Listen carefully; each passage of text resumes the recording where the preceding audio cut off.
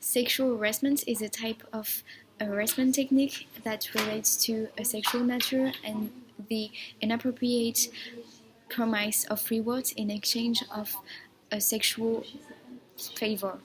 It can be different kind of actions, and sexual harassment can occur in many different sectors and areas, such as the home, the school, in churches, in workplaces. There are two types of sexual harassment: serious pressure in order to obtain an act of sexual nature, and unwanted and repeated sexual comment or behavior.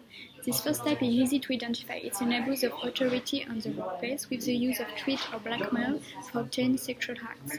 For the second type of sexual harassment, set of words or behaviors that, because of their repeated, insistent, and unwanted nature, create an intimidating or treacherous climate, even without the expression of obvious threats. 40% of them was women executive versus 83% workers. According to the Equal Employment Opportunity Commission in 2016, 80% of women have been arrested at their workplace by their manager, their boss. 80% of women who have been arrested leave their jobs in the next 2 years. However, we must be careful not to confuse sexual harassment and seduction. The harasser don't want to seduce, he wants to impose his power, his force. Seduction is a relationship of equality, whereas sexual harassment is based on a relationship of domination. According to the country, they can be perceived differently.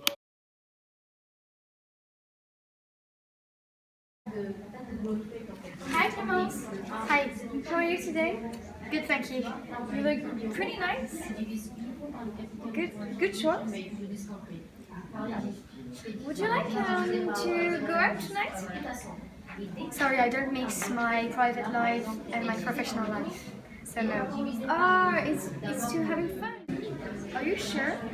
Because I heard that you were looking for a promotion, right? Yes, I'm looking for a promotion in a company, right? But maybe if we go out together tonight for a dinner or something else, we can talk about it. I'm very uncomfortable right now. Prevention. Communication. Action. Support. So, in a nutshell, in a company, how can we deal with sexual harassment? Sexual harassment can happen anywhere, at any time, and to anyone. It's a topic, it's a behavior that is likely to threaten at least 50% of the population, women, both in their private and working lives. Thus, it's a must for companies to act against this threat. There are measures focusing on both the employer and the employee side in order to act against sexual harassment. The measures focusing on the employer side consist first in prevention. For example, prevention can be done with all the associates, men, women, employees, interns, candidates, and the management team as well. Prevention also implies the designation of a person in charge of the communication about the topic, acting as a referent or a kind of point of contact in the company in that matter. Prevention also implies the implementation of rules concerning sexual harassment in the company at the heart of the company's rules and regulations. Prevention also implies the implementation of an internal procedure to spot and deal with sexual harassment that must be consistent and relevant. Prevention also implies trainings on bystander intervention and adopting best practices in prevention that ensure confidentiality and protection against retaliation. Apart from the prevention side, there is also a side concerning acting and supporting the victims. Acting implies being attentive to the symptoms or key facts to spot potential sexual harassment facts in the company. This can be, for example, women being overstressed, absenteeism, women being uncomfortable at work, a bad atmosphere, or men having inappropriate behaviors on a regular basis. Acting and supporting the victims also implies employers, co-workers, especially men, unions, and advocates to to analyze their workplace on a regular basis in order to spot culture gaps in gender equality. Being able to receive potential complaints from victims using proper procedures and setups for talks with the right person and practicing active listening skills, listening to potential witnesses, taking notes, keeping data and facts of what has been said, participating actively to their investigation by providing the information needed, focusing on helping the victim and being attentive to her needs. Let's now focus on the measures from the employee side. Encouraging victims to talk, explaining that sexual harassment is never acceptable and that talking is really important. Explaining to whom they can talk. In general, they can talk to their line manager, and also explaining to them what are the procedures and what are the procedures and measures that can be applied to help.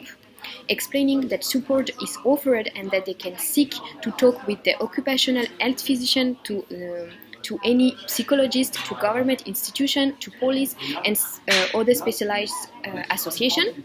Specialized advice from a qualified person. You can either consult a lawyer directly or make an appointment with the Citizen Advice Bureau in order to obtain initial advice. Explaining that the law is here to protect them.